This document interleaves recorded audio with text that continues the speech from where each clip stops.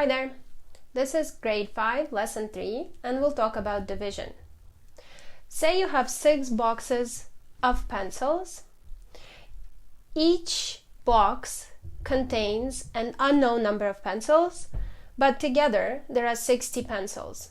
So how many pencils does each box have? So 6 boxes, 60 pencils in total. How many does each box contain? In order for us to solve this problem, we need to do division. So we will divide 60 by 6. So 60 split into 6 boxes, and that gives me 10 pencils in each box. Division is an opposite operation to multiplication. Say, if I want to multiply 15 by 3, I will get 45, because 15 times 3 is 45. So when I divide 45 by 15,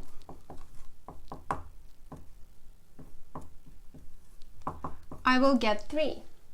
And when I divide 45 by 3, I will get 15.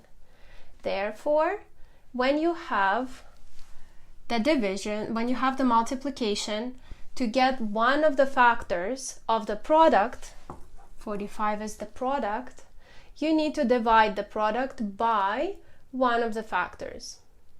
So 45 divided by 15 to get 3, and 45 divided by 3 to get 15. There is a number of division properties that are very helpful. We will look at some of them, and then you can look at the whole set of those properties in your notes. So let P be any number. So P is any number. When you divide any number by 1, the result is always that number. When you divide any number by itself, the result is always 1. You cannot divide by 0. There is no answer when you divide by 0. And when you divide 0 by a number, the answer is always 0. The result of division process is called quotient.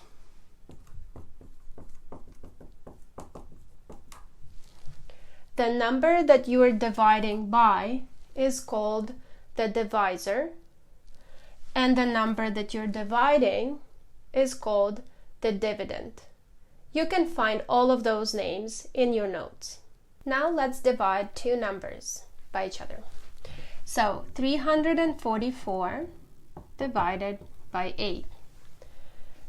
344 is the dividend, and 8 is the divisor. I'm trying to find the quotient of this expression. In order for me to divide, I can split the numbers again, like we did with addition and subtraction in the previous lessons, so that it's easier for me to divide. So I'll have 344 split into 320 plus 24. And then I will divide each one of them separately by 8. 320 divided by 8 gives me, here you need to remember your multiplication tables. If you haven't learned the multiplication tables yet, try to memorize it. Go look for it, or ask me, send me a quick message in the comments or anywhere and by email, and I'll send you the multiplication tables to check it out. But you need to remember it, always.